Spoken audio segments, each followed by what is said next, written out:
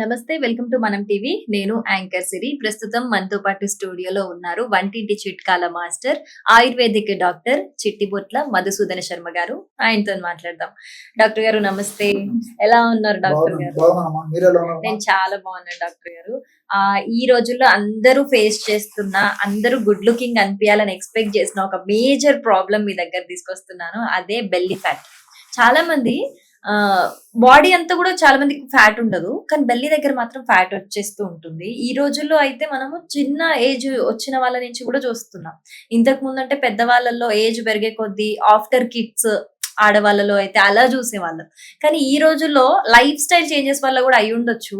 ఈ fat, belly fat అనేది major problem అయిపోయింది. కొంతమంది డైట్ చేసినా కూడా తగ్గట్లేదు అని చెప్తూ ఉన్నారు. సో దీనికి మెయిన్ రీజన్ ఏంటంటారు? ఏమైనా ఈజీ హోమ్ రెమెడీస్ ఏమైనా ఉన్నాయా తగ్గించుకోవడానికి? రెమెడీస్ కనిపిస్తాయమ్మా. నంబర్ ఆఫ్ రెమెడీస్ ఉన్నాయమ్మా. మనసుంటే మార్గం ఉంది. పట్టుదల ఉండి సాధించాలని తపనుండి ఆ దృఢ సంకల్పం ఉంటే బెల్లీ ఫ్యాట్ నుంచి బయటపడడం కష్టమేం కాదమ్మా. ఈజీ. కొంచెం రిస్క్, కొంచెం శ్రమ తీసుకోవాలి, టైం ఇవ్వాలి అట్లా నేను చెప్పేది. తప్పకుండా బెల్లీ ఫ్యాట్ నుంచి బయటపడవచ్చమ్మా. అసలు బెల్లీ ఫ్యాట్ వచ్చేందుకు కారణం ఏంటంటే ప్రధానంగా ఈ కార్బోహైడ్రేట్స్ అంటే పిండి పదార్థాలతో తయారు చేసినటువంటి ఆహారము అవసరానికి మించి ఎక్కువగా తీసుకోవడం ప్రధానమైన కారణం.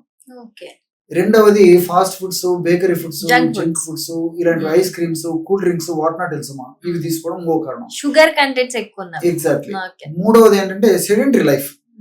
సో శారీరక శ్రమ తక్కువగా ఉండడము, మనసుకు ఎక్కువ శ్రమ పెట్టి పనిచేయడం, ఎప్పుడు కూర్చొని చేసేటువంటి వర్క్, ఎలాంటి ఎక్సర్సైజ్ వ్యాయామం లేకపోవడం, రాత్రి లేట్ గా నిద్రపోవడం, ఇలాంటివన్నీ కూడా ప్రత్యక్షంగా పరోక్షంగా ఈ బెల్లీ భాగంలో అంటే పొట్ట భాగంలో కొవ్వు ఎక్కువగా సంచితం కావడానికి దోహదపడతాయి మా. కాబట్టి ఎక్కువ శాతం మందిలో దాదాపు 180% మందికి పైనే ఒబెసిటీ అంటే ఎక్సెస్ వెయిట్, ఓవర్ వెయిట్ వచ్చేదానికి ప్రధానమైన సూచికగా ఇది కనిపిస్తుంది. మీరు బాగా గమనించండి, ఈ మధ్య కాలంలో ఇంచుమించు 16-17 సంవత్సరాలు దాటినటువంటి పిల్లల నుంచి కూడా ఈ బెల్లీ ఫ్యాట్ క్రమంగా మొదలయ్యి ఇంత ఒటిడింతైన చందాన క్రమంగా పెరిగిపోయి ఒక స్థాయికి వచ్చిన తర్వాత వెయిట్ పెరిగిపోవడము, మరి వీళ్ళు నిర్లక్ష్యం చేయడం వల్ల దీనివల్ల అనేక రకాల కాంప్లికేషన్స్ అమ్మా.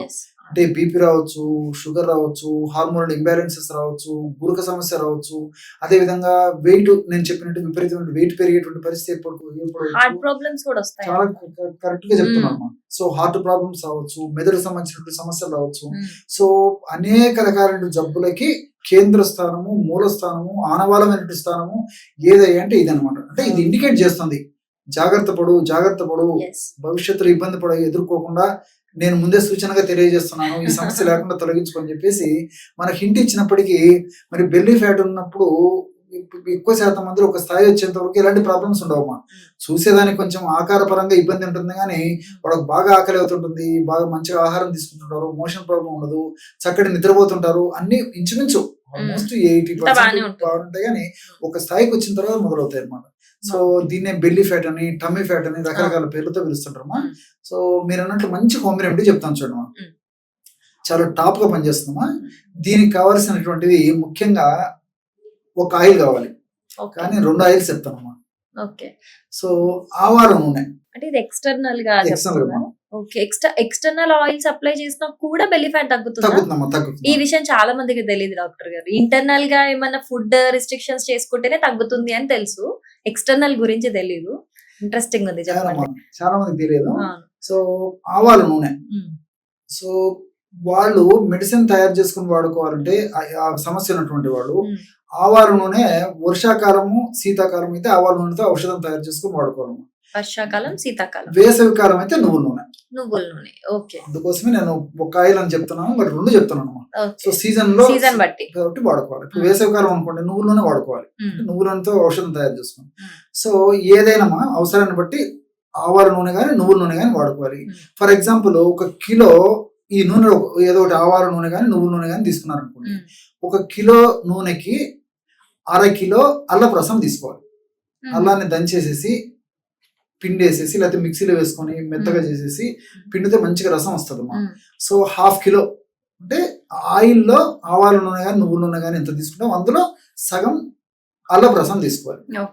అదే విధంగా ఒక 50 ml ఈ గార్లిక్ అమ్మ, వెల్లుల్లి అంటారు కదా, వెల్లుల్లి. ఎల్లిపాయలు అని చెప్పేసి అంటారు, మ్మ్. తెల్లగడ్డలు అంటారు. అవును. సో కాస్త వాటర్ కావాలంటే కొద్దిగా యాడ్ చేసేసి మ్మ్. మిక్సీలో వేసేసి చిన్న చిన్న ముక్కలుగా చేసేసి లేకపోతే రోట్లో వేసి దంచడం కానీ ఏదో ఒక పద్ధతి చేసుకొని ఒక 50 ml గార్లిక్ రసం తీసుకోవాలి, వెల్లుల్లిపాయల రసం మ్మ్.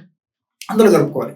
అంటే ఆ నూనెలో ఆ అల్లపు రసము అదేవిధంగా వెల్లుల్లి రసం కలిపేసేసి పొయ్యి మీద పెట్టేసేసి సన్న మంట మీద కేవలము నూనె మాత్రమే మిగిలేటట్టు, అంటే సిమ్ లో పెట్టేసేసి మ్మ్. కేవలము నూనె మాత్రమే మిగిలేటట్టు సన్నటి మంట మీద వేడి చేసేయాలన్నమాట, మ్మ్. మరిగించేసేయాలన్నమాట. మ్మ్. సో కొద్దిసేపటికంతా ఈ యొక్క అల్లపు రసంలో ఉన్నటువంటి ఈ యొక్క నీటి శాతం అంతా తగ్గిపోయి ఆ మెడిసిన్ వాల్యూస్ అన్ని ఆయిల్లోకి వచ్చేస్తాయి. మ్మ్. అదేవిధంగా ఈ వెల్లుల్లిలో ఉన్నటువంటి ఔషధ గుణాలన్నీ మరి ఆ నీటి శాతం తగ్గిపోయి ఔషధ గుణాలన్నీ ఆయిల్లోకి వచ్చేస్తాయి అన్నమాట. మ్మ్.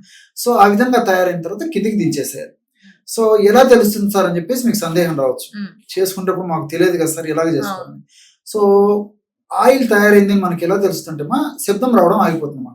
ఓకే. సో నీటి శాతం అంతా ఉండి నీటి శాతం ఉన్నప్పుడంతా అది ఆయిల్ Sound తయారు వస్తుంది. సౌండ్ ఆ, వస్తుంటుంది, ఆ.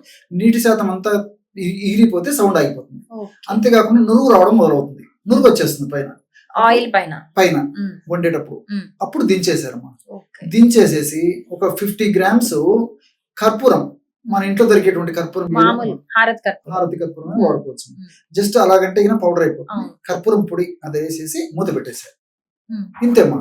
సో చల్లారిన తర్వాత వీలుంటే ఫిల్టర్ చేసేసి ఒక గాజు సీసాలో నిల్వ ఉంచుకోవచ్చు, లేకపోతే అలాగైనా వాడుకోవచ్చు. మ్మ్. ఆ విధంగా తయారు చేసుకున్నటువంటి ఆయిల్ ని రోజు ఒకసారి స్నానం చేసేదానికి ఒక అరగంట ముందు మ్మ్. తగినంత ఆయిల్ తీసేసుకొని సో పుట్ట భాగంలో అప్లై చేసేసి మ్మ్. సున్నితంగా ఒక 5-10 నిమిషాలు సేపు బాగా మర్దం చేసేయాలమ్మా. మ్మ్. చేసి ఒక ½ an hour వీలైతే ఒక గంట ఉన్నా మంచిది.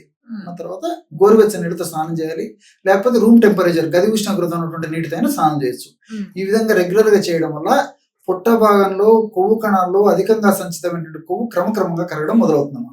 ఆవాల నూనెకి ఆసక్తి ఉంది, మ్మ్. అదేవిధంగా మరి నువ్వుల నూనెకు ఆసక్తి ఉంది, అట్నే దీంతో పాటు అల్లానికి కూడా విపరీతమైనటువంటి ఫ్యాట్ ను కరిగించేటువంటి శక్తి ఉందమ్మా. మ్మ్. అల్లంలో ఉన్నటువంటి అనేక రకాల రసాయన పదార్థాలు.